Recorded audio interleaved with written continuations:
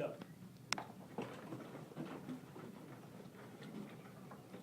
Sit down.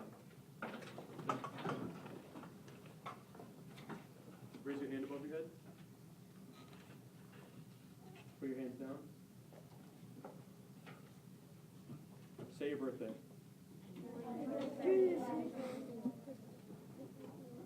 Stand up. Sit down.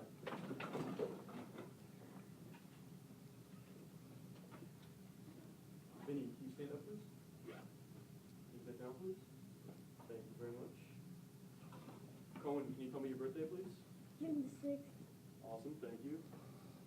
Let's see. Lexi, can you raise your right hand, please? Can you raise your left hand?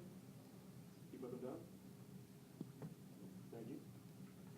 All right, so let's think of what just happened as two different characters, right? There was Crazy Hat Man, and there was No Hat Man, right? What was the difference between the two ways Crazy Hat Man and No Hat Man talked? Okay. So Crazy Hat Man told everybody to do everything, and No Hat just told like one person. Okay, cool. Any other differences? Beaver.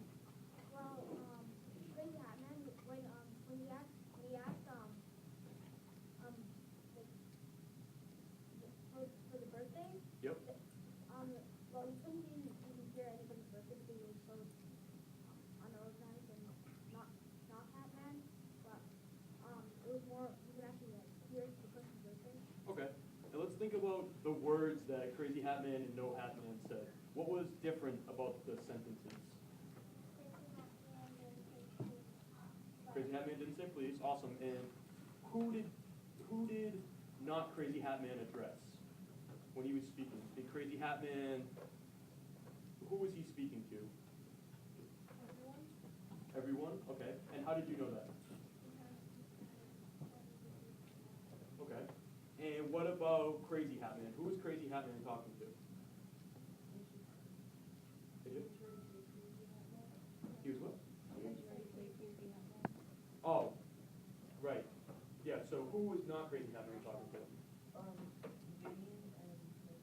Okay, cool. And how did you know that Crazy Hat Man was talking to everybody and not Crazy Hat Man was talking to specific people? Because he said that he. Right. But did Crazy Hat Man ever, how did you know Crazy Hat Man was talking to everybody? Who did Crazy Hat Man address? He didn't say anyone. He just like looked at everybody and said. Awesome. So, Crazy Hat Man was using our next grammar lesson, which is going to be the imperative. We can take out our notebooks. We're going to do a quick notes about imperatives.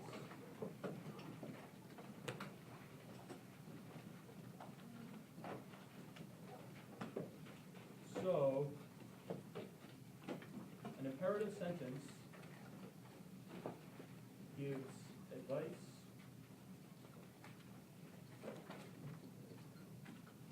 or instruction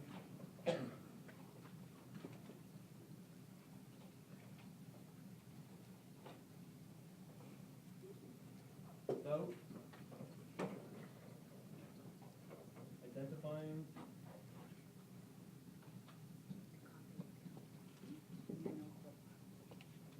subject.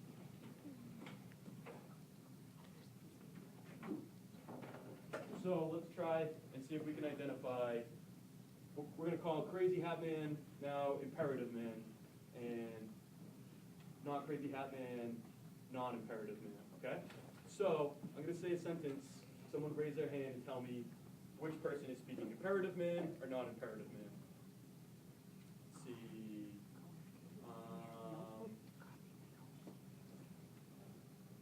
Miss Hudson, I really like that color shirt. You should wear pink more often. Who is speaking, imperative man or non-imperative man? Okay. Imperative man, excellent. Hey, keep taking your notes. Who's speaking? Not imperative man. No, imperative man, right? Because he hasn't identified the subject. I just said, hey,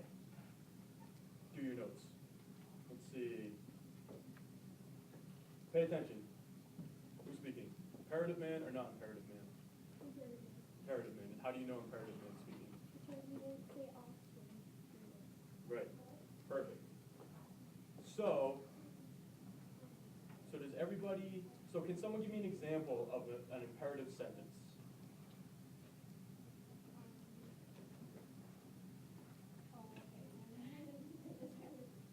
Okay, give me an example. Fix the clock now, perfect. Someone give me an example of a non-imperative sentence. Come on. Benny, no fix the clock now. Perfect. So see, what we changed was, we're still giving advice, or in that case we gave instruction, right? Vinny, go fix the clock. But it's a non-imperative sentence because we said Vinny, right? Whereas if we said, what MK said, go fix the clock now, we just have to assume that she's talking to me or Vinny, right? Raise your hand if that makes sense. So we're all good on imperative sentences? Well, let's talk a little bit further about imperative sentences and what they can do for us as writers. I did. Bonus points to Sean. He just identified the imperative in what I just said. So, our next project is going to be a life lesson essay, right? Mr. Consor talked about it this morning. When we're writing anything, but particularly our life lesson essay, let's think of how imperative might affect our life lesson essay. So, no? Sure? Okay. So, what type of person might use the imperative? Like a character.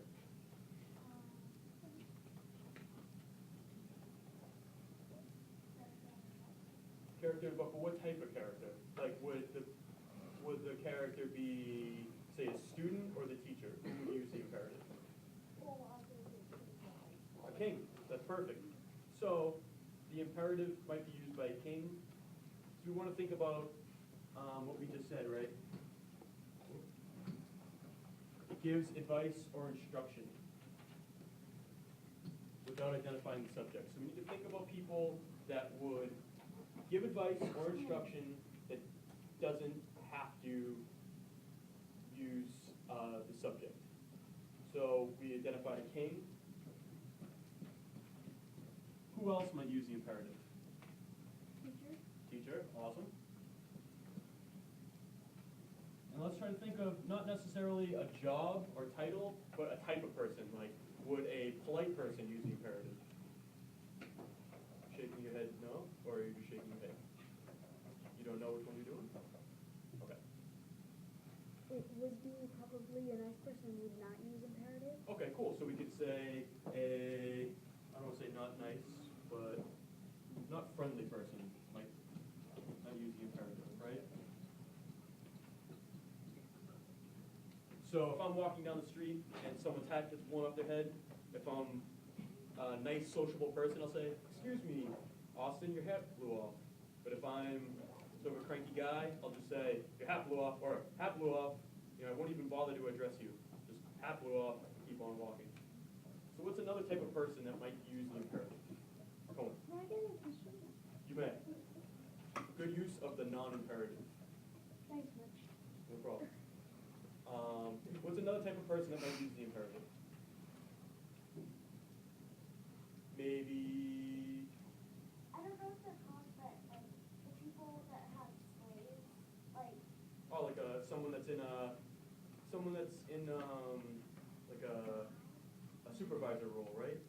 I guess because I was thinking because you know how like people that have slaves to like fetch you. Oh, so like the king, right? The king isn't gonna know your name. He's the king. He'll just say, "Fix the clock."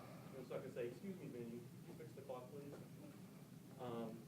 So I'm also thinking of what's a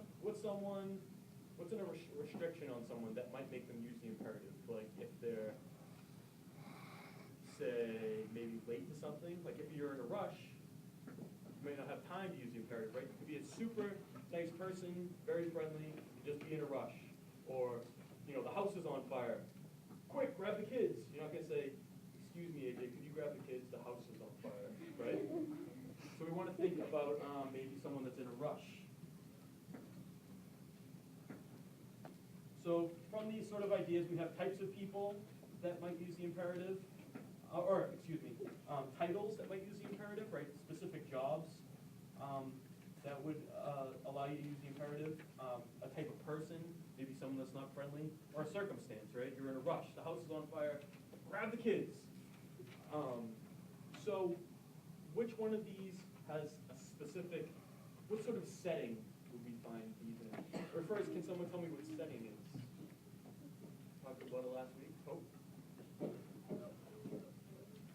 Okay. Yeah, exactly. Let's see. I'll write the definition up here. I hope it's exactly right. It's where someplace where a story takes place. A place or surrounding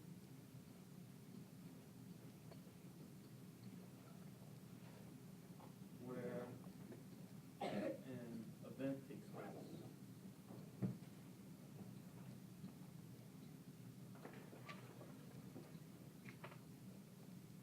So can someone give me an example of a setting? McDonald's. Awesome. I was going to say my living room. Your living room. Excellent. The forest? Okay. The beach. The beach? Awesome. And so basically a setting is anywhere anything could take place. It could be a real place, your living room, the beach. It could be, what's one of the settings in the Hunger Games? Someone tell me? I know. Go on. It's about, my sister heard about it because she's seen it because I think it's about when this girl was having a hard time with the Danger King. She joined in for a little. Awesome. So that would be the plot, right? That's what happened. Where did the girl who was in danger, where did that take place? She was in the arena, and one of the other settings was District 12 or the Capitol. Perfect. So we see there that there's very distinct settings, right? The Capitol, District 12, the arena. These are all specific places where specific parts of the story took place. And those settings don't exist, right? At least not yet. We don't have District 12 yet. Maybe someday, if you guys aren't good.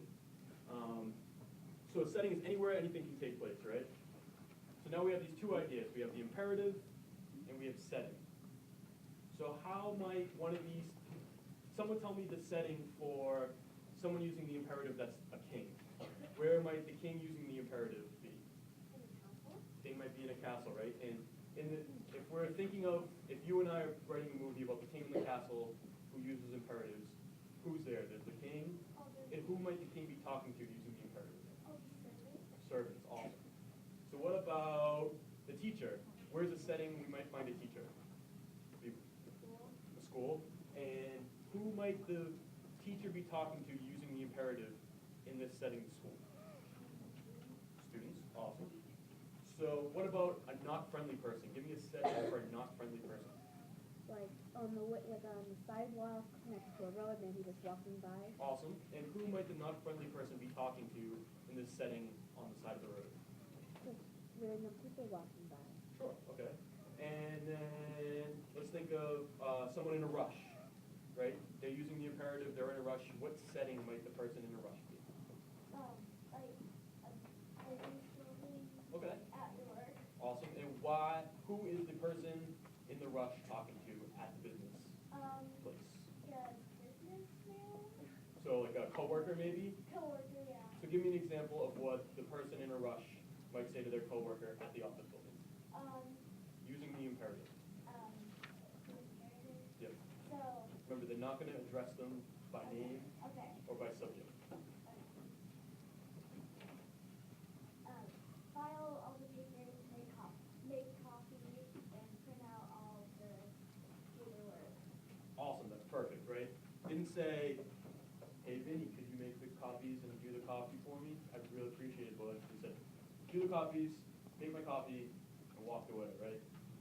So we had a setting of the office building. We used the imperative. We identified the person who's going to use the imperative. Can someone tell me who the person was again? Who was it? In that one, Yeah. the business person. A business person. Cool. All right. So we have all these things that go together, right? So the setting.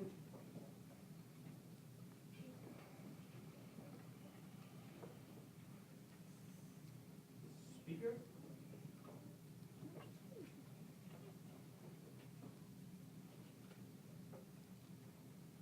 Who the speaker is speaking to using the imperative.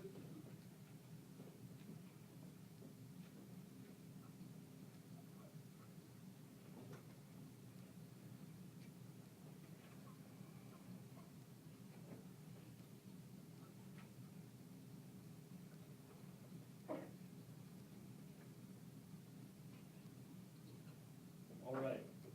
Excellent. So the ideas we're going to be thinking about going further, is imperative and setting. Can someone tell me what the imperative is? Somebody I haven't heard from yet?